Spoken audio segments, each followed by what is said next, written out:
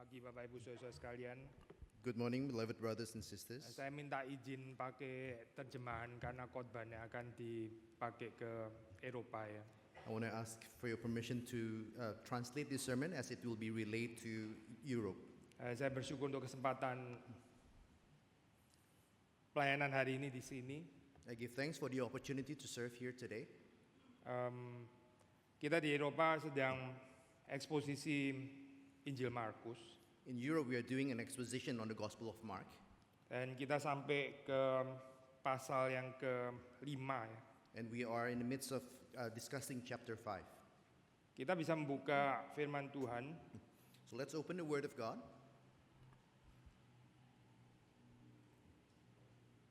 Markus pasal yang ke-5. From Mark chapter 5. Kita membaca dari ayat yang 30, 31 sekitar itu ya. We're going to read starting from verses 30 or 31.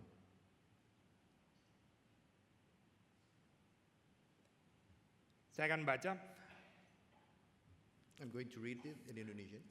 Pada saat itu juga Yesus mengetahui bahwa ada kuasa yang keluar dari dirinya. Lalu ia berbalik di tengah orang banyak dan bertanya, siapa yang menyentuh jubahku? Sudah membaca ayat 31. Murid-murid yang menjawab, engkau melihat bagaimana orang-orang ini berdesakan mengerumuni dan engkau bertanya, siapa yang menyentuh aku? Lalu ia memandang sekelilingnya untuk melihat perempuan yang telah melakukan hal itu. Saudara melanjutkan, menjadi takut dan gemetar ketika mengetahui apa yang telah terjadi atasnya. Tampil dan sujud di depan Yesus dan dengan jujur memberitahukan segala sesuatu kepadanya. Lalu katanya kepada perempuan itu, hai anakku, imanmu telah menyelamatkan kau. Pergilah dengan damai dan tetaplah sembuh dari penyakitmu. Ketika Yesus masih berbicara, datang orang dari keluarga kepala rumah ibadat dan berkata, anakmu sudah meninggal, untuk apa engkau masih menyusahkan guru?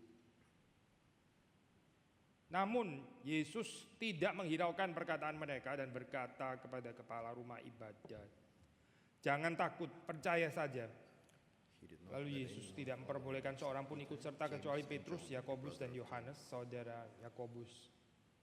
Mereka tiba di rumah kepala rumah ibadat dan di sana dilihatnya orang-orang ribut, menangis dan meratap dengan suara nyaring. Sudah masuk ia berkata kepada orang-orang, mengapa kamu ribut dan menangis? Anak ini tidak mati tetapi tidur. Namun mereka menertawakan dia. Semua orang itu disuruhnya keluar, lalu dibawanya ayah dan ibu anak itu serta mereka yang bersama dia masuk ke tempat anak itu. Lalu dipegangnya tangan anak itu. Katanya, Talita kum, yang berarti, hai anak perempuan, aku berkata kepadamu, bangunlah. Seketika juga anak itu bangun dan berjalan sebab umurnya sudah 12 tahun. Mereka semua sangat takjub. Dengan sangat ia memperingatkan mereka supaya jangan seorang pun mengetahui hal itu. Lalu ia menyuruh mereka memberi anak itu makan. Demikian pembacaan firman Tuhan, kita masuk dalam doa. Thus is the reading of the Word of God. Let us pray. Sudah bisa berdoa untuk di saudara masing-masing, sudah mendoakan orang di kanan, di kiri, di depan, di belakang saudara. Doakan saya dan doakan juga saudara Stephen yang menerjemahkan. Pray for yourself, for the people around you, pray for me, and pray also for the one translating. Tuhan, pada saat ini kami datang kepada Tuhan yang memohon berkat anugerah. Apa yang akan kami renungkan, Kau hadir di tengah-tengah kami. Bukalah hati dan pikiran kami supaya kami boleh berjumpa dengan Kau, melihat Kau. Keindahan firman Tuhan dan kehidupan kami boleh terus diubahkan. Kami boleh hidup sebagai seturut dengan apa yang menjadi kehendak perkenan Tuhan. Memberkati hamba, memberkati kami, memberkati saudara Stephen yang menerjemahkan, semua orang yang mendengar. Demi Yesus Kristus kami berdoa.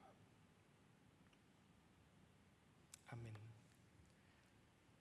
Ya, saudara, kita kenal cerita ini ya, satu cerita yang bukan cerita asing. We know this story, it should be familiar to us. Ini ada sandwich di tengah yang di-insert itu ya. It is a sandwich story in the middle that is inserted into the narrative. Ada anaknya Yairus, kepala rumah ibadat yang sakit itu. There is the child of Jairus, the synagogue leader, that is sick, kritis ya. Udah hampir critically meninggal. sick. Tapi terus kemudian di tengah ada perempuan ini ya, seperti interrupt cerita itu. But in the middle, there is this woman that seems like interrupting the story. Dan benar saja setelah kita baca gara-gara insertion ini, maksudnya gara-gara interupsi ini, ya anaknya akhirnya mati. And it is true, as we read on, the interruption of the story causes the child to die. Tapi justru dari cerita ini, dari kejadian ini kita bisa belajar apa artinya iman yang sejati yang diajarkan di sini. But it is through this story indeed that we can learn about true faith that is being proclaimed in this story. Ya, saya nggak akan mengulang lagi yang bagian atas, kita langsung di ayat ke-31 aja ya, 30-31 ini. I will not repeat the verses prior. We are going to start immediately from verse 31 onwards. Di situ setelah Yesus disentuh oleh perempuan ini, So as Jesus was touched by the woman, ya, lalu terus kemudian kita melihat bagaimana Markus ini dengan jeli dia membedakan perempuan ini as a singular person dari orang banyak ya, the crowd. we see how Mark tactfully separates and distinguishes the woman as a one person, apart from the crowd as a whole. Memang kita sudah pernah bahas bahwa the crowd atau orang banyak di sini nggak digambarkan sebagai terlalu negatif ya, pretty neutral sebetulnya, termasuk agak netral. The big crowd is pictured here not as something negative. It is quite neutrally narrated. Juga saya pikir secara spiritualitas kita tahu bahwa tentu ada penekanan untuk komunal dan bukan melulu individual, itu juga betul. And of course, we have to realize that there is always need to be an emphasis on a communal spirituality and not only individual spirituality. That is also true. Tapi di sini yang ditekankan memang adalah pribadi saya di sini, person dari perempuan ini ya, yang seperti dipisahkan dari orang banyak. But the story here indeed emphasizes on the individual faith of the woman apart from the crowd as a whole. Yesus mati bagi orang banyak, Yesus mengasihi orang banyak, betul. Jesus died for many people and he loves many people, and that is true. Tapi cintanya Tuhan terhadap banyak orang itu sama sekali nggak merusak keunikan hubungan pribadi Tuhan dengan setiap orang. But the love of Christ for many people does not negate and spoil his love for individual persons. Poin ini saja, ini bukan sesuatu yang otomatis sudah pasti kayak begini loh. And just this point alone is not something that we can automatically think about. Kadang-kadang kita bisa tenggelam tenggelam di dalam satu ini namanya ya komunitas yang besar gitu ya, seperti kayak kita jadi nggak penting lagi gitu. Sometimes we can be drowned in a big community in such a way that we do not feel like we matter any longer. Ya, pokoknya kita ada untuk keseluruhan gitu ya. Saudara dan saya cuma disposable aja, bisa diganti kapan-kapan saja, nggak unik-unik banget sih gitu. That we exist merely for the whole and that we are in ourselves disposable. We can be changed any time of the day. Ini bisa terjadi di mana saja, mulai dari level negara gitu misalnya ya, atau bahkan mungkin lebih ya, spirit global gitu ya, the citizen of the world atau apalah ya, atau bahkan ya yang paling kecil sampai keluarga ya. You juga tetap nobody, tapi pokoknya yang penting adalah the story of this family gitu. Jalannya cerita keluarga kita yang penting, bukan kamu per pribadi, nggak penting itu. And this can happen in any scale. It can happen in a scale of a country or even in a universal scale of us as a citizen of the world. Or it can happen in a smaller scale in your family where you feel that you are cast out. Saudara jangan salah, ini bisa terjadi di gereja juga. And do not be mistaken, this can also happen in a setting of a church. Saudara nggak penting-penting banget sih di gereja. Pokoknya kita part of the large whole komunitas ini gitu ya. Where we feel that we no longer matter in a church, that we are simply a part of the whole. Lalu orang jadi impersonal. Gitu. That people become impersonal. Yesus nggak begini bukan. Ini bukan Yesus, bukan. But Jesus is not like this. This is not Christ. Ada banyak orang yang sudah tenggelam di dalam lautan, let's say, komunitas ini ya. So a lot of people drown in a big community. Akhirnya mencari, kok begini ya? Saya perlu meaning di dalam hidup. Yeah, and he tries to find meaning. He tries to find how does it a meaning in life. Lalu kemudian ada banyak orang kena narsisism, saudara. Ini another problem ya yang lain gitu. But on the other hand, there are people that is impacted by narcissism. Oh, saya mau single out dong ya. Saya lain daripada yang lain. Saya harus beda daripada yang lain. Wherein he say, I want to matter. I want to be singled out. I want to be different from other people. Tapi nggak pernah bisa lebur dengan yang lain ya, saudara. But that person cannot mix with other people. Sekali lagi ya, saudara. Tension ini saja ya, saudara. Nggak ada jawabannya kecuali kita kembali kepada Kristus. So once again, even in this tension, we cannot find an answer except if we go back to Christ. Either kita tenggelam, becoming impersonal, lu punya pribadi nggak penting sama sekali. Either we are drowned, we become impersonal, and your personality does not matter. Ya, pergi-pergi saja atau lu pasti tergantikan gitu ya. You can leave as you want, and you are disposable. Atau model narsisism gini ya, di mana setiap individu merasa penting dan luar biasa unik. Or we can be narcissistic, where we feel that we are singled out and we are especially important. Coba saudara perhatikan di sini ya, Yesus melihat perempuan ini sebagai unique individual. But if we note here, Jesus looks at the woman as an individual. Dia nggak kehilangan keunikan pribadinya, meskipun nggak seperti Yairus, kita nggak tahu ini namanya siapa ya, seperti rather impersonal.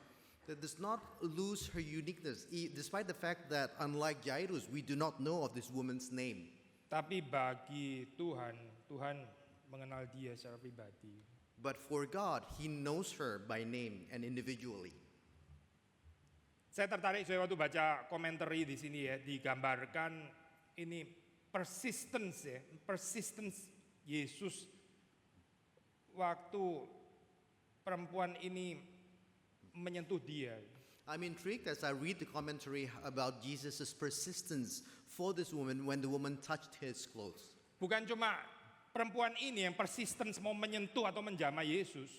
So it is not only this woman who is persistent wanting to touch his cloak, Yesus juga persisten, siapa ini yang menjamah? but even Jesus is also persistent in wanting to ask, who touched me? Saya nggak tahu waktu saudara membaca ini apa yang ada dalam pikiran saudara gitu ya. I do not know when you read this what comes into your mind. Ya, ini apa? Murid-murid juga punya versinya sendiri ya dengan pertanyaan Yesus, bagaimana mereka berespons. The disciples have their own versions and they ask Jesus their own questions. Tapi mungkin kita pikir, ya dia ini mau disalahin sekarang gitu ya. Ini karena ada kuasa yang keluar kesedot sedikit gitu. But we feel in the story like as if this woman is about to be blamed because power has gone out of Jesus. Kok nggak minta izin gitu ya? Bukannya nggak boleh disembuhkan, tapi ya ngomong dulu kayak atau main pegang aja gitu ya. Why doesn't she ask for permissions? Of course, it is not wrong to want to be healed, but why do you just touch me without permission? Tapi bukan itu yang ada di dalam hati Yesus bukan itu. But that is not what is in Jesus' mind. Waktu Yesus tanya di sini ya, waktu Yesus tanya ini siapa yang menyentuh, siapa yang menjamah, siapa yang menyentuh jubahku. When Jesus asked, who touched my cloak? Dia menghendaki ada personal encounter, dia menghendaki ada relasi personal. He wished for a personal encounter. Kadang-kadang saya di dalam kekristenan banyak orang itu puas dengan mengalami pertolongan berkat anugerah Tuhan. Sometimes in our Christianity we are satisfied in receiving God's blessing. Jadi kekristenan hanya berada di dalam level kebutuhan ya saya. And so our Christianity only stays on the level of the satisfaction of our needs. Tapi Tuhan menghendaki personal encounter saya, bukan cuma memberikan pertolongan. Itu terlalu gampang untuk Tuhan. But God wants to have a personal encounter, not just to dispense help. That is too easy. Banyak orang salah mengerti ya tentang ada atau tidak adanya personal relationship ini loh. Some people are mistaken about whether there is or there isn't a personal relationship. Lalu kalau dia berdoa, dia pernah ditolong oleh Tuhan, dia merasa, saya sudah ada personal relationship. Dia cuma ditolong oleh Tuhan. Or as we pray, if we feel that we have been helped by God, we feel like as if we already have a personal relationship with Him, but we are merely having, we have just been helped by God, and that's it. saya pakai istilah cuma tanda kutip lah ya, nggak cuma banget sih, tapi dia tetap cuma kalau dibandingkan dengan lively encounter personal dengan Yesus. I use the term merely as if it's something that is trivial. Of course, it's not trivial, but in comparison to a personal encounter with Jesus, it is indeed trivial. Kita minggu lalu kita membahas ya ini penderitaan perempuan ini 12 tahun ya bisa disingkirkan begitu saja dengan momentary touch ya, cuma pegang ya, nggak tahu itu terjadi touchnya cuma berapa detik ya, tapi 12 tahun itu langsung pergi hanya dengan sentuhan yang cuma berapa detik saja. Last week we spoke about this, how the woman suffered for an intense 12 years, and merely within a few seconds of touching Jesus, that whole suffering is gone just within that second, and we don't know how long that is. Lalu kita mengatakan apa yang bisa terjadi bukan dengan momentary touch ya, tapi let's say 12 tahun persekutuan dengan Yesus. And we wondered what would happen if it was not only a momentary touch, but that 12 years of having a personal relationship with Jesus. Tapi banyak orang itu relasi dengan Yesus fleeting kayak begini loh saya. Konten dengan momentary touch. Karena sudah keluar kuasa. Saya nggak bilang perempuan ini ya. And many people are content just with that kind of fleeting relationship, having received the healing. I'm not saying that this woman is that way. Tapi Yesus nggak konten saya dengan sentuhan momentary kayak begini. Dia mau lebih daripada itu. But Jesus was not satisfied with that kind of momentary relationship. He wanted something deeper and more. Dia juga mau lebih di dalam kehidupan saudara dan saya. And he also wants a deeper relationship within your lives and mine. Dia nggak mau saudara cuma dapat pertolongan saja, itu terlalu rendah untuk Yesus. He doesn't want to just merely dispense help. That is too low for him. Dia mau memberikan dirinya sendiri. He wants to give of himself. Ini bukan cuma sekedar memenuhi apa yang kita perlu. This is not just a fulfilling of what we need. Tadi saya bilang ya, saya kadang salah mengerti ya, orang berdoa, ada kebutuhan, Tuhan jawab. Dia pikir seperti kayak sudah ada ya, relation gitu. Yeah, just now I mentioned about how we often mistaken that kind of dispensation of help as if we already through that have a personal relationship with God. Mungkin belum ada relasi.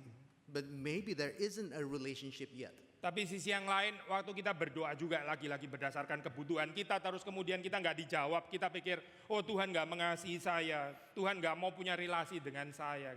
But on the Induktif sekali ya. But on the other hand, also, if we pray and we feel like we haven't received an answer for our prayers, we feel like as if we don't matter to God, as if He doesn't care about us. And that is such a shallow reading of the situation. Sekali lagi ya saya, kekristenan itu bukan tentang bagaimana kita datang berdoa terus ditolong Tuhan. Itu mah kepercayaan lain, bahkan yang superstitious pun juga bisa mengajarkan yang seperti ini. And once again, Christianity is not only about us reaching out to God and being helped by God, and that's it. That is too shallow, and even worldly superstitions can give us something like that. Tapi di dalam agama yang sejati, it is about, ini adalah tentang relasi, dan relasinya itu relasi personal, relasi dengan pribadi. But in a true religion, this should be about relationship, about a personal relationship. Ini adalah bagaimana saudara dan saya berada bersama dengan Yesus, kita dikenal oleh Yesus, dan kita mengikut Dia. This should be about how we have a personal relationship with Jesus, about how we are known by Him, and how we should walk with Him. Tapi saudara boleh sedikit bandingkan ya ini apa yang ada dalam hati Yesus ini dengan sikap orang-orang yang ada di sana atau para murid bahkan ya. But we can even compare what Jesus is doing here with what the disciples did. Saudara bisa baca itu dalam ayat 31. We can read this in verse 31. Kan Yesus tanya, siapa yang menyentuh jubahku? As Jesus asked, who touched me? Lalu jawabnya murid-murid bilang, engkau melihat bagaimana orang-orang ini berdesakan mengurumuni engkau gitu ya. Dan lalu kamu tanya siapa yang menyentuh aku ya, kamu lah, aduh kayak begini nih ya, semua inilah gak tahu yang mana gitu. And the disciples just asked him, there are so many people and a lot of people are touching you. How can you ask who touched me? I don't know, there can be so many people. Totally miss kan ya, apa yang dimaksud Yesus kan ya, tadi kita sudah renungkan, bukan itu kan yang dimaksud Yesus. And they totally missed the essence of Jesus' question. Ini bukan tentang singgungan, sentuhan secara fisik yang dijelaskan secara fisika, gesekannya berapa lah atau terjadi berapa detik. Kan bukan itu yang dimaksud. This is not a question of physics about how many hands touch and what kind of friction it had. It's not a question at all. Makanya kekristenan juga bukan tentang saudara pergi ke gereja berapa kali lah, terus berapa jam lah, doa saudara berapa panjang dan sebagainya, kasih persembahan berapa banyak dan sebagainya. Come on lah, masa kekristenan tentang ini sih? And it is the same. Christianity is not about how many times you go to church in a month, how much offering you give. It's not that trivial. Ya kalau dibilang salah sih nggak salah banget gitu ya ini apa? Tanya siapa yang menyentuh ya, saya jawab dong. Ya banyak ya ini gitu ya. But of course, the kind of answer is not mistaken completely, because if Jesus did ask, "Who touched me?" and of course they would answer, "Many people touched you." Tapi banyak orang mungkin bersinggungan dengan Yesus, mungkin kena jubahnya juga gitu, bisa saja gitu ya. Of course, there would be a lot of people having friction with Jesus as he walked among them. It's true. Seperti banyak orang juga bersinggungan dengan gereja. Just like many people do interact with churches. Kalau di Eropa banyak orang bersinggungan dengan culture Kristen. In Europe, a lot of people have an interaction with Christian culture. Mereka selalu datang di Paskah, Jumat Agung, Paskah, Natal. They would come to church during Easter or during Christmas. Ya, setelah itu mereka pos panjang sekali. But after that, then they paused the coming for a long time. Ada singgungan sih memang dengan kekristenan. Of course, there is a touching with Christianity that happens. Tapi bukan itu yang Yesus tanya. But that is not what Jesus is asking. Siapa yang menyentuh aku? Siapa yang mau cari personal relationship di sini? Karena Yesus juga mau cari personal relationship dengan dia. The question, who touched me, is a question of who is wanting a personal relationship with me, because I also want a personal relationship with that person. Orang yang kehidupannya sungguh-sungguh mau diubahkan oleh Tuhan. A person who wants his life to be totally changed by God. Orang yang mau menyerahkan berhala-berhala di dalam kehidupan yang untuk digantikan dengan Tuhan. A person who wants to exchange the idols that are in his life for God himself. Orang yang mau dikuduskan. A person who wants to be sanctified. Orang yang mau ditegur. A one who wants to be rebuked. Orang yang bisa dikoreksi. A person who can be corrected. Dan bukan orang yang terus mau dimengerti, bukan itu, bukan. And it's not a person who wants to be continually understood. Tapi orang yang sungguh-sungguh mau mengikuti Yesus, siapa? But a person who truly wants to follow Christ. Who is that person? Itu yang ditanya Yesus, siapa yang menyentuh aku? That is the question that Jesus asked. Who touched me? Bukan, gak ada urusannya dengan Yesus kekurangan kuasa, gak ada urusannya sama sekali dengan itu. And it even had nothing to do with Jesus lacking power. Ini tentang kerinduan Yesus mau memberikan dirinya bagi orang itu. But it is a longing for Jesus who wants to give his life for that person. Siapa orang itu? Who is that person? Perempuan itu pasti tahu ya, dia kan dia Surely tahu. that woman knows that it is I. Ya, murid-murid bisa jawab seperti tadi yang kita baca ya. The disciples can answer as they did. Tapi perempuan ini tahu dengan pasti ya ini dirinya yang memang sudah menjamah dia. But the woman know definitely that it was her.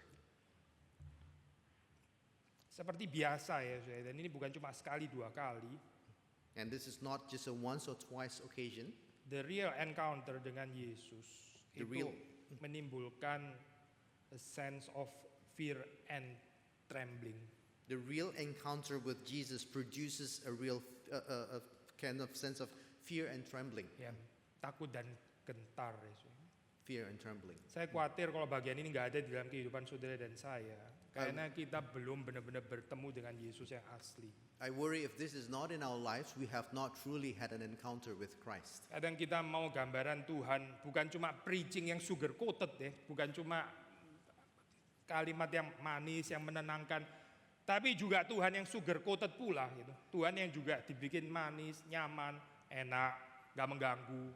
And it is not only through sugar-coated preaching, tapi juga Tuhan yang sugar coated juga ya. but also a sugar-coated God. Apa itu sugar coated God? Ya?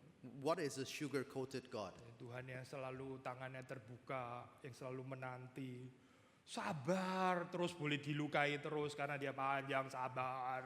A God whose arm is continually open, continually ready to receive us and to accept us, and a God who continually is willing to be hurt because Ya, of us. yang menyerahkan kedaulatan kepada saudara dan saya, terserah engkau mau bertobatnya kapan, karena aku selalu menanti engkau. Omong kosong so ini, Tuhan kayak begini, Tuhan palsu ini. A God who continually then hands over his sovereignty to us and will save us whenever he wants to be saved. That is a nonsense question.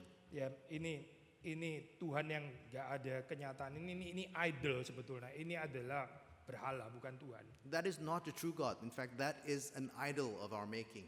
Karena Tuhan yang seperti ini, Tuhan palsu seperti ini, ya nggak akan mengganggu sama sekali.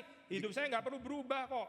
Because that kind of a false God will not disturb my life and will not change my life. Saya bisa tetap dengan my old worldview, dengan saya punya Lebensanschauung yang lama, nggak usah bongkar sama sekali. Pokoknya Tuhan yang akan menyesuaikan diri dengan my lifestyle, dengan kehidupan keluarga saya, dengan pernikahan saya, dan seterusnya, dan seterusnya. I can persist with my old lifestyle. I do not need my worldview to be changed. I can persist in my old lifestyle and not repent. Tapi kalau Tuhan yang asli datang di dalam kehidupan saudara dan saya, pasti akan ada takut dan gemetar ini. But if the true God truly comes to our lives, there will surely be a fear and trembling. Saya mengacu kepada cerita sebelumnya waktu Yesus calming the storm, dia menenangkan badai. I refer to the previous story when Jesus calmed the storm, Nah, di situ murid-muridnya dengan tepat merespons bagian ini.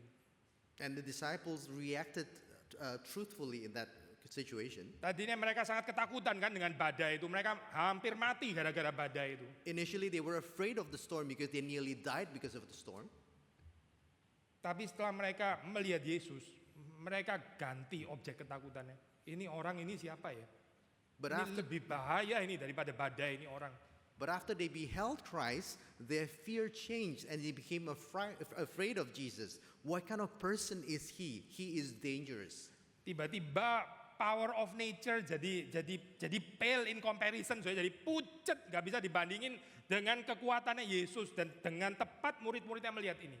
Because all of a sudden, the power of nature pales in comparison to this person's power. And the disciples correctly distinguish that. Saudara nggak baca di dalam cerita itu setelah ditolong terus kemudian mereka high five, oh thank you ya sudah tolong kita, ayo coba rangkul. Nggak ada, bukan itu ceritanya. We do not read in that story the disciples being helped and then they happily came to him, shake hands with him, give him a high five. There's nothing of that sort. Mereka ketakutan setelah Yesus menenangkan badai. They were immediately became terrified. Saudara membaca di dalam cerita orang yang dirasuk yang digerasa. Lagi-lagi orang ketakutan, suruh Yesus pergi aja. And we also read about the story of the exorcism, and the people just chase Jesus away, go away. Mereka menolak Yesus gitu ya. Tapi tetap ada ketakutannya di situ. Yes, they rejected Christ, but there is a sense of fear in that story. Saudara tahu cerita waktu Petrus ditolong ya, dia nggak dapat ikan, lalu terus Yesus ada di sana, terus ikan jadi banyak dan sebagainya. Responsnya Petrus apa? Know of the story when Peter tried to fish and he couldn't get any fish, and Jesus came and there were a lot of fish. What kind of response did Peter say to Jesus? Petrus bilang, Tuhan menyingkirlah daripadaku, aku ini orang berdosa. He said, Lord, please depart from me, for I am a sinner. Sekali lagi ya saya, kalau nggak ada bagian ini ya, nggak ada true encounter with the Holy God, nggak ada saya, nggak ada itu. Once again, if there is this kind of fear and trembling, there is no encounter with true God. Encounter yang cuma dengan the loving God tapi nggak ada holy-nya, itu bukan encounter saya, itu Tuhan yang lain. An encounter only with the loving God without His holiness is not a true encounter. That is a different kind of meeting. Tentu saya kita juga bisa mengatakan kalau encounternya juga semacam vision of holy tapi nggak ada mercy-nya. Lalu saudara dituntut terus gak ada habisnya gitu. Perhaps juga another God. Of course, conversely, we can say the same if we are only encountering with a God who continually expects us and produces fear in us without granting mercy to us. That is also a different kind of story. That is a different kind of encounter. Kita bisa banyak membicarakan tentang atribut Allah ini secara doktrinal. We can talk a lot about the attributes of God in terms of Christian doctrines. Waktu bicara atribut Allah, kita menekankan the simplicity of God, kesederhanaan. Maksudnya bahwa atribut-atribut itu nggak mungkin tercerai berai. And when we talk about this, we also can talk about the simplicity of God, and that is how these attributes are truly unified together, and it is not dispersed. Atribut ini bukan komposit, saudara. Ini bukan adalah cinta kasih yang ditambah dengan kekudusan, ditambah lagi dengan elemen inilah ini sampai akhirnya jadi komplit gitu. Ini bukan komposit, bukan. It is not; these are not composite attributes in which His love holiness is added on to His love, and then His justice and all that. That is not the way at all. Allah itu sepenuhnya holy dan dia sepenuhnya merciful dan sepenuhnya patient, sepenuhnya dan seterusnya semua atribut yang lain. God is fully holy, fully loving, fully patient, and so on and so forth. Sekali lagi ya saya dari dua ini saja, saya membatasi dua ini saja, God's holiness and God's mercy atau God's love. And even if we restrict our discussions only to two attributes, and that is His holiness and His mercy or love, Memang ada paradoxical tension betul di sini ya. of course we will see some kind of paradoxical tension between the two. Dan dunia kita yang fragmented, dunia kita yang terkeping-keping, yang broken ini nggak bisa menerima tension ini, makanya kita cenderung memilih itu. And as we live in this fragmented reality, we tend to not be able to choose between the two.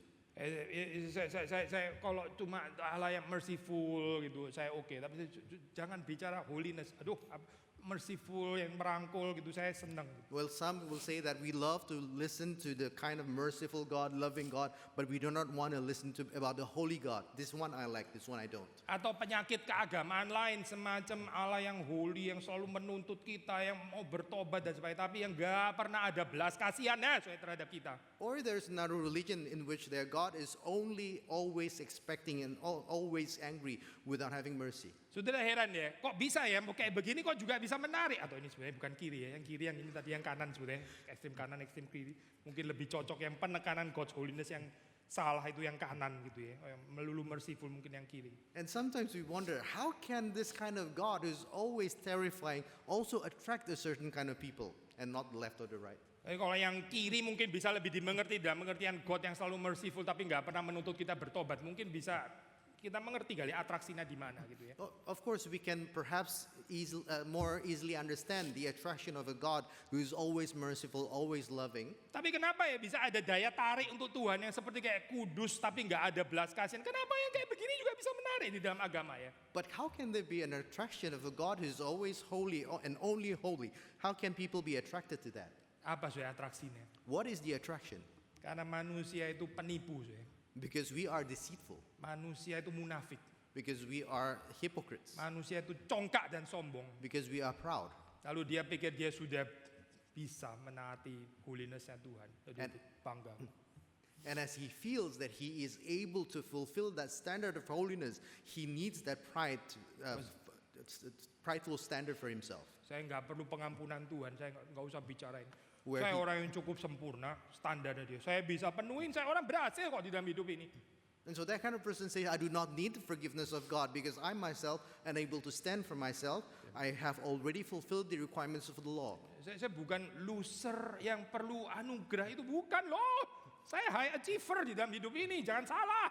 So I'm not a loser who needs mercy, who needs pity. I am a high achiever in life. Sudah lihat kan ya, nggak ada hubungannya dengan God's holiness. Ada hubungan dengan kecongkaannya dia. And so we can see that this has nothing to do with God's holiness. This has to do with his pride. Makanya menarik, visi kayak begini juga menarik. Ini menarik, sama-sama rusak. And so this kind of God, this kind of false God can also be attractive, but it's also equally broken. Sudah jalan itu jalan yang sempit. Alkitab sudah bilang ini jalan yang sempit. Sudah. And therefore the Bible says that the road is narrow. Yang di kanan itu sesat, yang di kiri ini juga sesat. Ini jalan yang sempit. Where the one on the right is false and the one on the left is also false, and therefore there is only that narrow road. Berbahagia kalau saudara mendapati jalan ini. Bukan karena saudara hebat, bukan karena saudara jeli, tapi karena saudara mendapat anugerah Tuhan. And therefore blessed are we who find that narrow road, not because of what we do, not because we merit it, but because of the grace of God alone. So balik kepada bagian ini ya saya. And so Perempuan ini disembuhkan kan, dia menerima belas kasihan Tuhan kan, betul ya? And so as we see, this woman receives the grace of God. She is healed. Tapi saudara membaca respons dia takut dan gemetar. But Saudara as we perhatikan ya. read on in the story, it's also said that she becomes very afraid. Dia nggak cuma mengenal the merciful and loving Jesus, tapi dia juga di sini mengenal the holy Jesus. She is not merely the loving and merciful Jesus, but also the holy Jesus. Maka saudara melihat di sini respons dia tampil dan sujud di depan Yesus dengan jujur memberitahukan segala sesuatu kepadanya. And therefore we see here the woman kneeling down at his feet and trembling with fear, she told him the whole truth. Gak ada, saya fantasi sedikit ya, gak ada spirit of entitlement misalnya ya, nyebelin deh soal entitlement. I want to emulate a little bit. There is no like spirit of entitlement in this story. Maksudnya such as misalnya dia bilang ya Tuhan ngerti dong Tuhan, saya sudah 12 tahun loh kayak begini. Aduh apa susahnya saya, masa nggak seneng kalau saya sembuh, ini kan wajar ya, saya sudah miskin terlalu lama loh gitu. Wherein she might say, as we would, God, you should understand me. I've been this way for 12 long years, and it is right for me to do this because I need to ease my suffering. Ada orang saya di dalam kesusahan ya, setelah mendapat pertolongan bukan bersyukur. There are people in the midst of trouble, and after getting help, it doesn't feel grateful. Tapi dia rasa, kenapa baru sekarang? Telat ini. Kenapa bukan 5 tahun lalu? Kurang ajar ya orang kayak begini loh. But response with an entitlement that says, why now? Why not 5 years ago? And that is preposterous. Saya sudah sakit lama dan gereja baru besuk saya sekarang. Telat ini gereja. I've been sick for a long time and the church comes to me now. The church is late. Luar biasa ya orang kayak begini ya. And so it's such an entitlement. Saya pernah lihat, saya percaya saudara juga pernah mungkin ya itu orang dikasih uang ya. Dia lihat uangnya berapa, gak cocok sama tarif saya. Dia lempar. I've witnessed this, and maybe you have to, of people receiving money and feel that it is not enough and just throws the money away. Saya nggak tahu dia dikasih berapa ya. Saya benar-benar nggak tahu. Tapi ya itu sama sekali nggak membenarkan dia lempar gitu kan ya. Lalu yang kasih kejar uangnya diambil lagi. Itu juga lucu ya. I don't know how much the money was, but even that kind of attitude is not right. And maybe after that he scrambles and gets the money again. Tapi ada orang itu so entitled. Dan orang-orang kayak gini susah mengerti anugerah Tuhan. But some people are so entitled to the point that it is very hard for them to understand about the grace of God. Jangankan takut dan gentar, malah menyalahkan Yesus lagi. Jangan-jangan di sini ya orang-orang kayak begini. Tuhan kenapa baru sekarang? Saya sudah 12 tahun loh. Not even fear and trembling, but they would respond with an entitlement. What happened to me? If I've been suffering for 12 years, why now? Tapi bukan itu ya dikatakan perempuan ini. But that was not how the woman responded. Dia takut, gemetar, dia tampil sujud di depan Yesus. Dia memberitahukan segala sesuatu kepadanya dengan jujur. She fell at Jesus' feet with fear and trembling and told him honestly. Lalu Yesus bilang, "Hai anakku, imanmu telah menyelamatkan engkau. Pergilah dengan damai dan tetaplah sembuh dari penyakitmu." And he said, "Daughter, your faith has healed you. Go in peace and be freed from your suffering." Saya pakai terjemahan yang lebih baru saya nggak tahu terjemahan lama apa ya, tapi ini sepertinya terjemahan baru, bener nggak ya? Ini dan tetaplah sembuh, betul ya? Terjemahan lama saudara apa ya bahasa Indonesia ya? In the Ini bukan Indonesian, PA, saya nggak boleh tanya gini ya sebetulnya. this Saya is the new gantian dikotbai translation. lagi dari bawah. Apa ya saudara punya itu? Bener ya, tetaplah sembuh. Atau saudara pakai yang baru juga seperti saya. Ya, anyway, ini perkataan dan tetaplah sembuh ini juga menarik ya saya terjemahan ini. Saya percaya ini terjemahan yang tepat. But this is an interesting translation in Indonesian that says, "And still be healed." Ya, bebas dari penderitaanmu, ya, go in peace. Go in Dia- peace. Ya, Yesus mengonfirmasikan apa yang perempuan ini memang sudah alami. Wherein Jesus confirms what the woman has experienced. Sekali lagi ya saya, perkataan Yesus ini mengonfirmasikan ya apa yang memang sudah dialami oleh dia. Jesus' statement confirms what the woman just experienced. Saya rindu saya teologi itu juga seperti ini ya, I long for theology to be like this. mengonfirmasikan apa yang Tuhan sudah kerja terlebih dahulu. Lalu teologi membicarakan ini. Wherein theology confirms what God has done in our lives. Tapi teologi seringkali ngawang-ngawang, nggak ada hubungannya sama pekerjaan Tuhan. Theology often walks on the clouds and doesn't touch the ground and has nothing to do with our lives. Teologi kadang-kadang dikatakan so beautiful, so flowery, kenyataannya kagak ada, nggak ada. Siapa yang tertarik ngerjain ini? Nggak ada. Orang-orang munafik yang ngomong.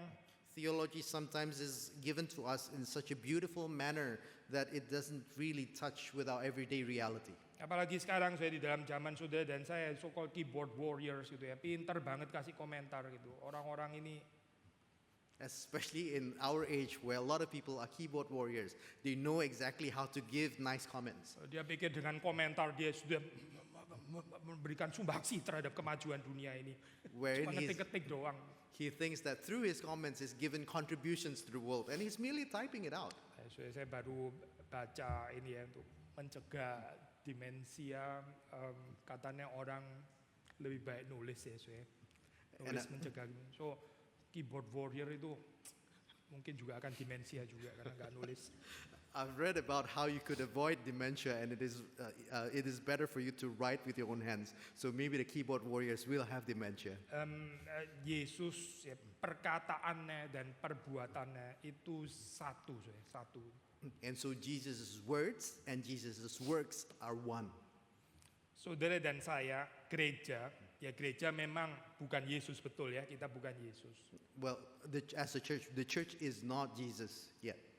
Tapi saudara dan saya kan dipanggil untuk menjadi seperti Yesus kan ya. But you and I are called to be like Christ. Berarti gap antara perkataan dan perbuatan itu harus makin tipis ya saudara. And therefore, the gap between our words and our works should be increasingly narrow. Yesus for sure bukan ngomong tok saudara, waktu dia bilang tetaplah sembuh. Memang dia menyembuhkan, dia ada kuasa kesembuhan. Jesus is not merely saying it when he said, be freed from your suffering. There was true healing. Perkataannya itu bukan perkataan yang cuma menghibur karena orang sudah susah sekali terus ya sembuhlah ya, katakanlah dirimu sembuh, lebih seneng kan ya, toxic positivity kayak gitu. Bukan. His words are not merely empty comfort and toxic positivity. Tapi dia sungguh-sungguh menyembuhkan ya. Setelah dia menyembuhkan baru dia mengatakan tetaplah sembuh dan beradalah atau pergilah di dalam damai. And it is only after he healed her that he said to her, go in peace and be freed from your suffering. Mungkin kita nggak perlu terlalu dogmatis ya kalau kita sampai dikejar. Tapi yang mana harus lebih dahulu ya. Apakah ngomong dulu baru kerjain atau kerjain dulu baru ngomong. Mungkin kita juga nggak perlu. And we do not need to be too dogmatic in this approach wherein we ask, okay, do we do first before we say or do we say first before we do? Tapi yang penting saya jangan gapnya itu tinggi ya saya. Kalau gapnya tinggi itu mau yang mana duluan juga aneh ya. But what is important is let there not be a large rift between our words and our works. Di sini kita juga nggak percaya filosofi yang seringkali dikatakan, sudahlah nggak usah banyak ngomong, yang penting perbuatanmu gitu ya. And we do not also believe in the philosophy that says, oh, it is not important what you say, it is more important what you do.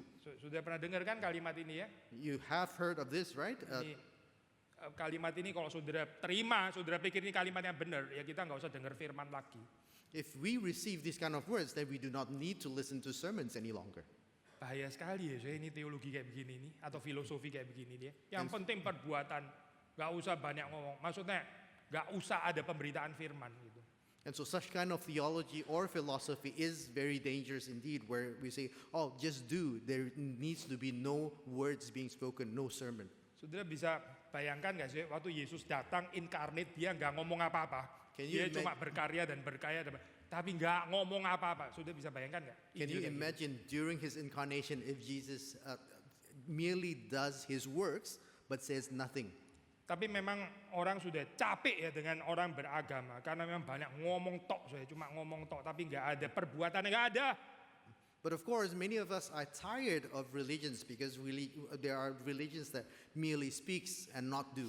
Tapi ini nggak menjadikan terus kemudian ya kalau gitu nggak usah ngomong sama sekali. That's not the solution kali ya, bukan itu solusinya. But we do not go to the polar opposite where we say that okay, we do not to say anything any longer, just do. I think kita harus move ke cerita berikutnya di sini ya, Yairus. You have to move on to the next story about Jairus. Ya, saudara tahu setelah perempuan ini disembuhkan ya, interupsi ini ya, memang sangat bermanfaat untuk perempuan ini. Tapi ya, Tapi ini menyebabkan anaknya Yairus mati ya gara-gara delay ini. And it is wonderful for us to hear about the healing of this woman, but because of the interruption of this story, Jairus' daughter is dead. Saya nggak tahu, saya waktu saudara membaca ini, saudara ekspektasinya apa? Jangan-jangan ini mendekati cerita ini seperti kayak drama Korea atau drama Chinese yang dibikin tensionnya gitu ya sampai I don't delayed know gratification. how you would read this story. Maybe you would read this as you would like watch a Korean or Chinese drama where everything is just pulled longer Ya ditarik-tarik, diputer-puter sampai kita, aduh lama bener ya ini penyataannya gitu ya. to bring about tension, but then it becomes very circular. Markus bukan orang Chinese ya, bukan sih dia bukan. Dia Mark bukan orang is not Korea a bukan. Chinese and is not Korean. So kalau saudara expect ini apa gerakan ke sana kayaknya salah gitu interpretasi. And if we feel that this is the strategy that he uses, we are completely mistaken. Ya oke, creating certain tensional drama, ya oke, tapi itu bukan the main purpose daripada penulisan dengan cara sandwich ini ya, bukan. Of course, it is okay for us to use a strategy of tension in a drama, but this is not the purpose of this sandwich story. Tapi Markus sangat mengerti apa yang mau diajarkan melalui peristiwa ini. But Mark truly understands what is about to be conveyed through this story. Ya kita tadi sudah baca ya, saya. We have read earlier, Jadi ayat ke-35 ya, itu Verse 35. Yesus masih berbicara, ya masih juga berbicara, terus kemudian ya dikatakan ya anakmu sudah meninggal, maksudnya Yairus anaknya. Anakmu sudah meninggal, untuk apa engkau masih menyusahkan guru? and after the event of the woman, Jesus was still speaking when some people came from the house of Jairus. Ayat 36 ya, ini kata yang menarik ya, ini terjemahan bahasa Indonesia. Ditulis Yesus tidak menghiraukan perkataan mereka. In verse 36, it is important. In the Indonesian Bible, it is said that Jesus doesn't react to their conversation. Bahasa Greek itu para sudah tahu para ya, over, akuin itu mendengar. So kalau literally terjemahannya bahasa Inggris itu para queen itu overhearing. Sudah tahu overhearing. In the Greek language, it uses the term parakoin, which is consists of two, para, which is over, and akoin, which means hearing. Yeah. So it means overhearing. Ya, sudah tahu overlook ya. Overlook sudah tahu kan ya. Itu lihat terlalu cepat sampai saudara overlook. We know the term Oh overlook. ada batu ya, saya overlook tadi. Kirain nggak ada batu, kirain cuma ada ya. Batunya ini ya ada shape. Itu saudara overlook namanya gitu. When we say we overlook something, let's say we overlook a stone, we look so fast that we don't notice it being there. Ya, ini overhearing ya, seperti kayak mendengar ya. Bisa terjemahkan juga jadi ignore di sini. So the term that is used here is overhearing. So it can be translated into ignoring Ya, atau pay no attention, nggak memperdulikan. or paying no attention to what is being said. Ya, atau bahkan lebih aktif lagi ya, refuse to listen ya, menolak untuk mendengarkan itu. Or even in a more active term, we can say that he refuses to listen. Terjemahan bahasa Indonesia bagus ya, Yesus tidak menghiraukan. And so the Indonesian language, the Indonesian translation is interesting. It says Jesus doesn't pay attention. He ignores. Nah ini kalau dilihat dari perspektif Asian culture seperti kok kurang sopan gitu ya, kurang sopan, ada orang ngomong kok dihiraukan. If we look through the lenses of Asian culture, it might seem not polite. Tapi yang dimaksud di sini, ini pengertiannya teologis ya, ini bukan tentang sopan santun di sini. But the understanding here is theological. It's not about politeness. Apa sih waktu Yesus tidak menghiraukan, memang apa yang tidak dihiraukan? What does it mean that Jesus is ignoring what they said? Yaitu bahwa fakta anaknya Yairus sudah mati ini yang tidak dihiraukan dan gak boleh dihiraukan. Well, the fact that Jairus' daughter is dead, that is what is being ignored. Saudara, iman yang sejati itu ya, iman yang sejati itu saingannya ya, mungkin terutama bukan ragu-ragu atau apa ya, bukan saja tidak adanya iman. The adversity of true faith maybe is not doubt, is not the absence of faith. Ya, mungkin terutama bukan itu. But maybe it is especially not that. Tapi yang menjadi saingannya itu adalah iman yang terlalu besar terhadap keadaan. Iman yang terlalu besar terhadap keadaan. But the true adversity is faith in circumstances.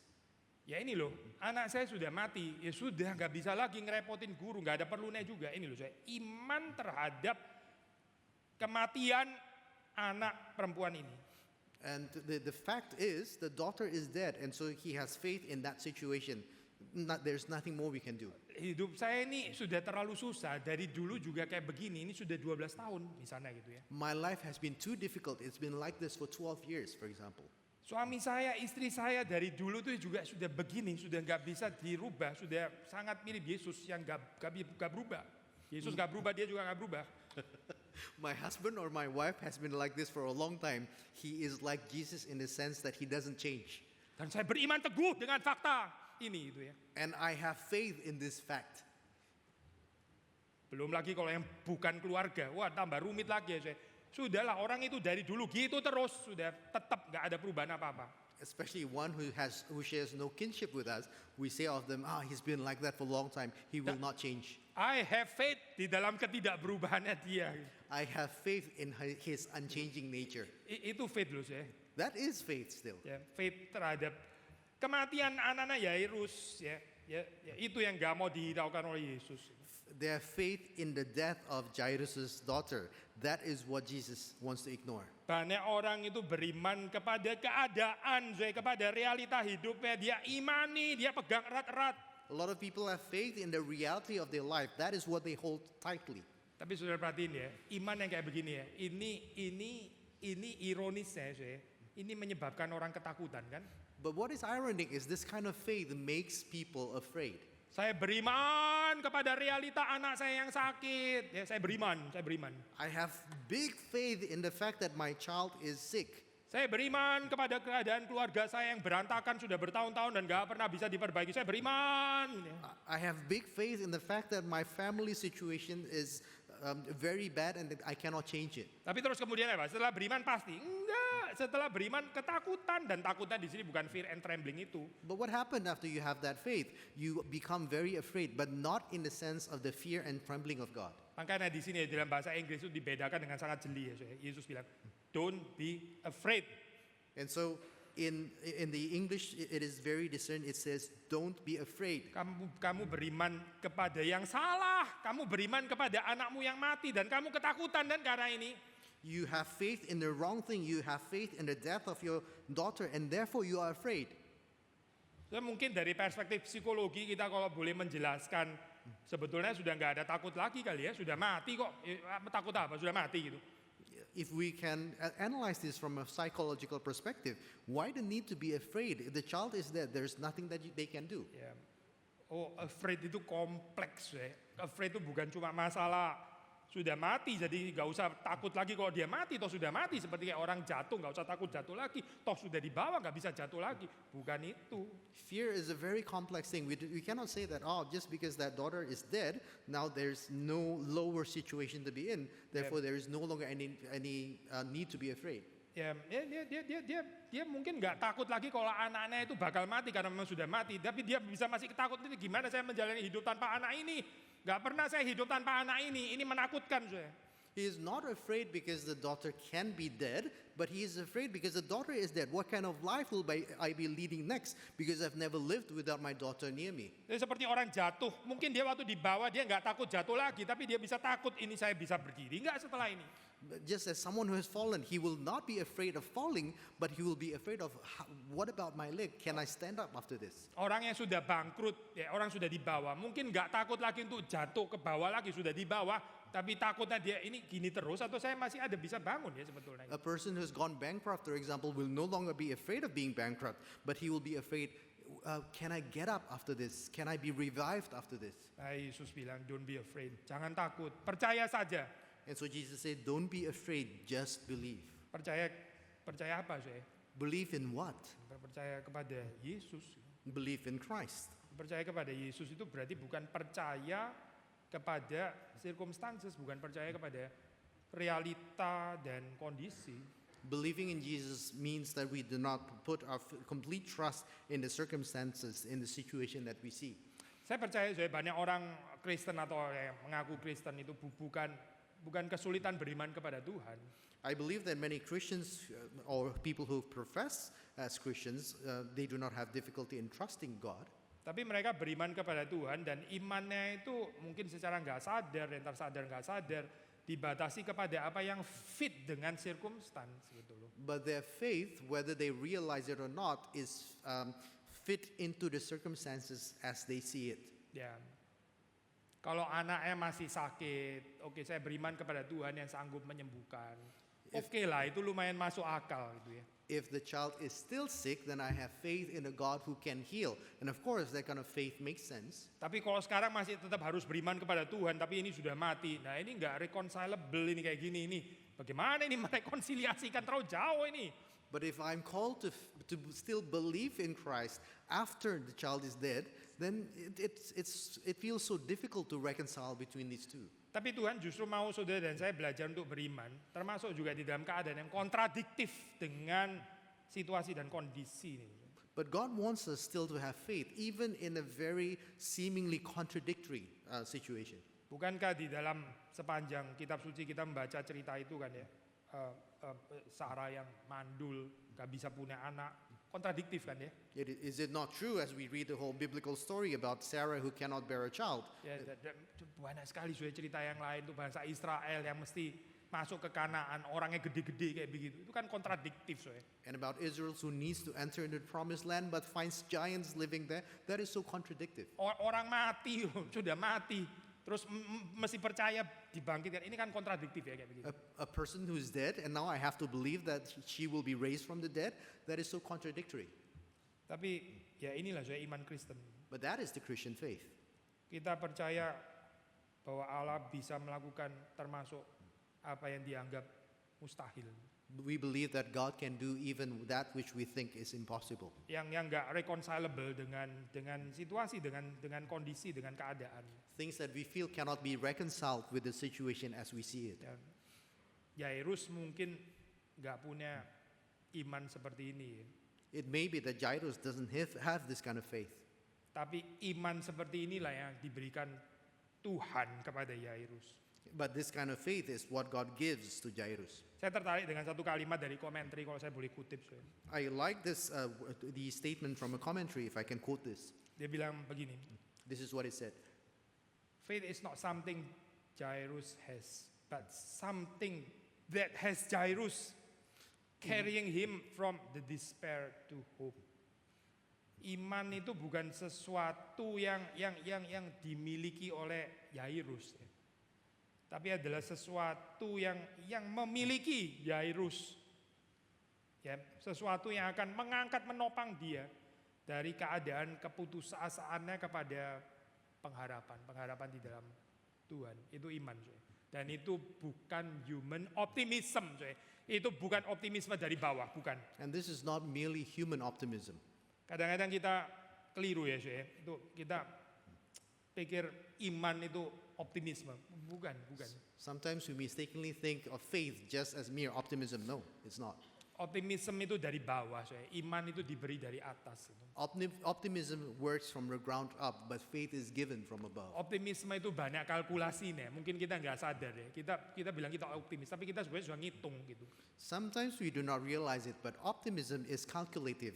We can become optimistic because we have done certain calculations. Tapi true hope, true faith itu ya justru sanggup percaya di dalam keadaan yang sebetulnya sangat nggak kondusif untuk orang itu percaya.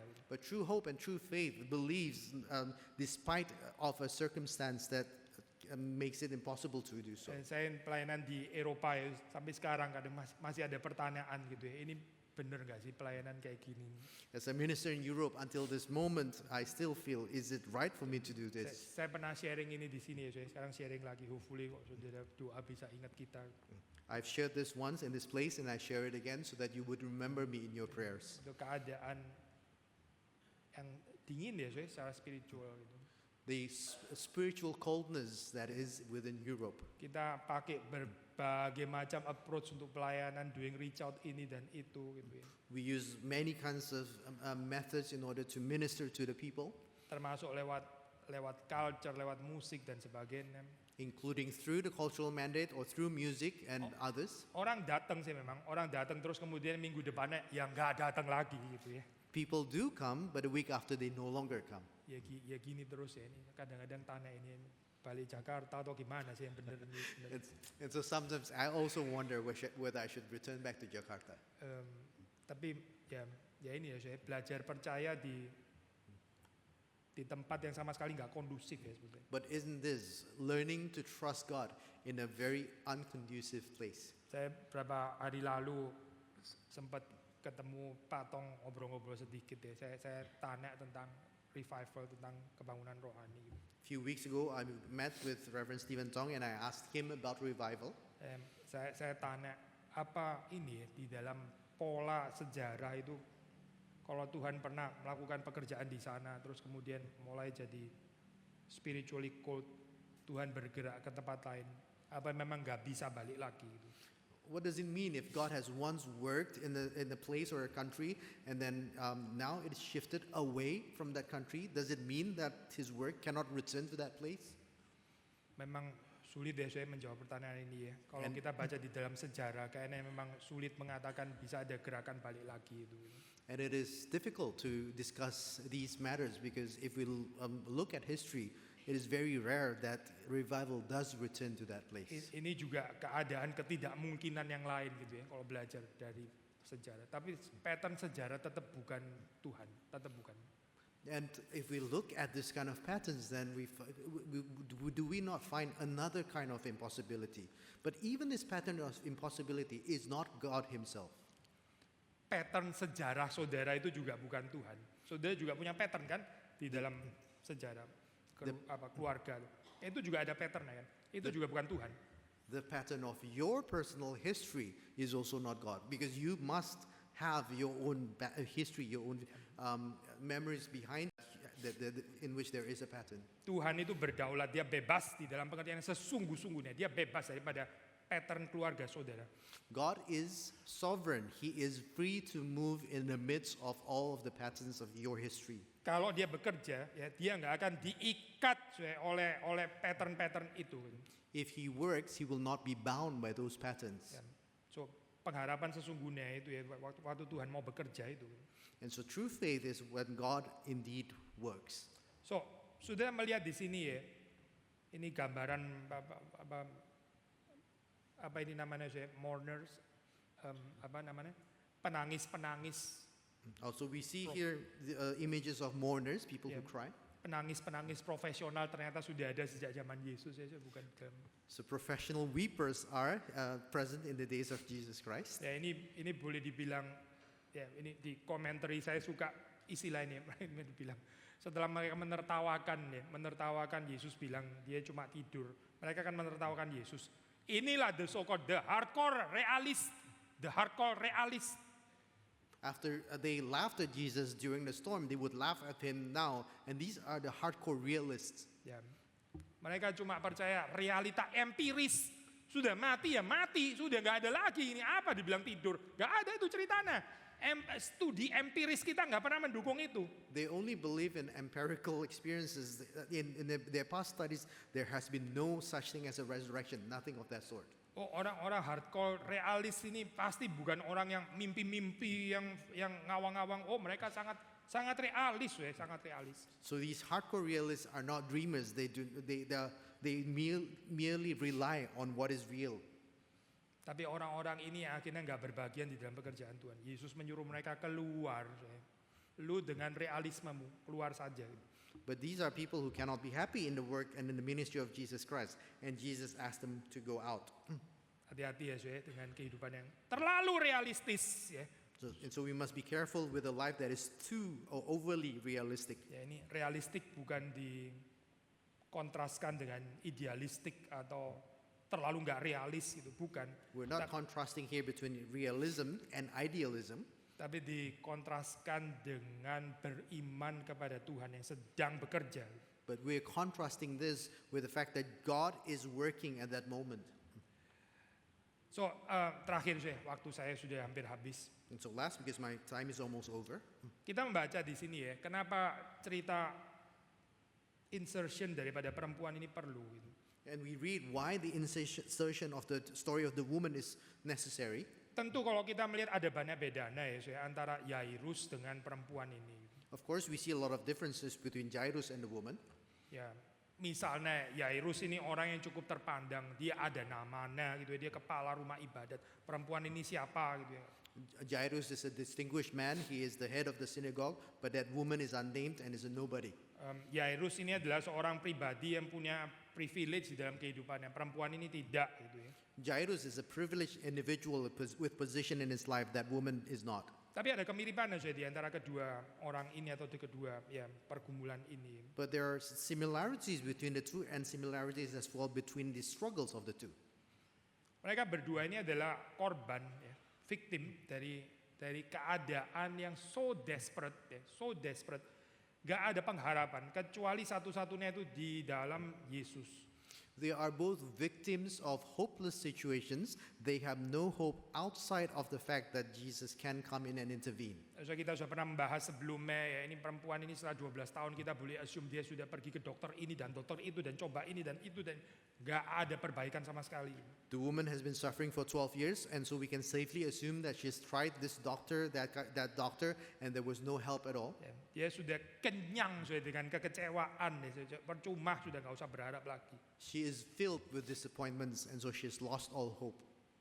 Tapi dia nggak lost all hope. Dia satu lagi ini, Yesus ini. But she didn't lose all hope. There was one more, and that is Jesus Christ. Semua yang lain sudah gagal. Ya. All else have failed. Tapi dia nggak memberikan kekecewaan itu, menenggelamkan dia sampai dia nggak bisa beriman, nggak bisa berharap lagi. She does not let her past disappointments drown her to the point of not being able to hope again. Dia menjamah Yesus, dia menyentuh juga Yesus. She touched Jesus' cloak. Nah, inilah saya iman. Ini iman yang mau diajarkan kepada Yairus sebetulnya. That is faith, and that is the kind of faith that is being taught here to Dan Jairus. seolah-olah di situ Yesus mau mengatakan, kamu lihat iman perempuan ini. It is as if Jesus is saying to Jairus, do you look at the faith of that woman? Gak ada harapan loh setelah 12 tahun, She tapi too. saya bisa menyembuhkan, saya bisa masuk ke dalam kehidupannya. She too had no hope after 12 years, but I can enter into her life. Saya bukan cuma bisa menyembuhkan dia, tapi saya mau masuk di dalam kehidupan, saya mau menciptakan relasi dengan dia. I can not only heal her, but I can enter into her life and have a personal relationship Nah, with ini her. loh saya, ini penyataan diri Yesus yang mau diceritakan di sini kepada Yairus dan juga orang-orang yang hadir di sana. This is Jesus' self-revelation that he wants to speak to Jairus about. Ya, apa sih itu saya iman? Ya kan Yesus bilang jangan takut, percaya saja. Apa itu percaya? Percaya yang seperti apa? Jesus said, do not be afraid, just believe. But what kind of belief? What kind of faith? Iman tadi, imannya perempuan tadi, itu iman itu. The faith that the woman had, that was faith. Iman yang ignore, yang tidak menghiraukan mau mati lah, gak mati, sakit, sembuh, ada kalkulasi ini. Gak usah dihiraukan. A faith that ignores whether she lives or dies, whether she was healed or not. A faith that doesn't do calculations, Percaya saja kepada Yesus. but just believing in Jesus Christ, Seperti perempuan ini. like that woman did. Harap saudara dan saya juga bisa punya iman seperti ini. And so may you and I also have that kind of faith in our lives. Oh, kita bukan sedang meninggikan iman itu sendiri, saudara. Kita bukan beriman kepada iman, bukan. We're not elevating faith itself as if we have faith in faith. It's not like that. Kita beriman kepada Yesus yang besar itu Yesus, bukan iman saudara dan saya. We have faith in Jesus Christ. What is sovereign, what is big is Christ, not our faith. Lihatlah Yesus yang dipercaya oleh perempuan ini. So look at the Jesus Christ that was believed by that woman. Lihatlah Yesus yang juga membangkitkan anak Yairus ini. And look at the Jesus Christ that resurrected Jairus' daughter. Yesus yang sama, Yesus yang tidak berubah, yang tetap sama kemarin, hari ini, dan selama-lamanya. And so the same Jesus that does not change yesterday, today, and forever. Mari kita masuk dalam doa. Let us pray. Tuhan, kami bersyukur untuk firman Tuhan. Lord, we give thanks for your word. Kami berdoa supaya Tuhan terus mengubah hati dan pikiran kami. We pray that you would continually transform our hearts and minds. Kami seringkali di dalam hidup ini sangat percaya pada keadaan yang terjadi di dalam hidup ini. Because we so often really believe in the situations of our lives. Seolah-olah Tuhan terbatas dan tidak mampu untuk mengubahnya. To the point like we live as if God does not have the power to change our lives. Kami mungkin juga pelan-pelan berdamai dengan situasi kami.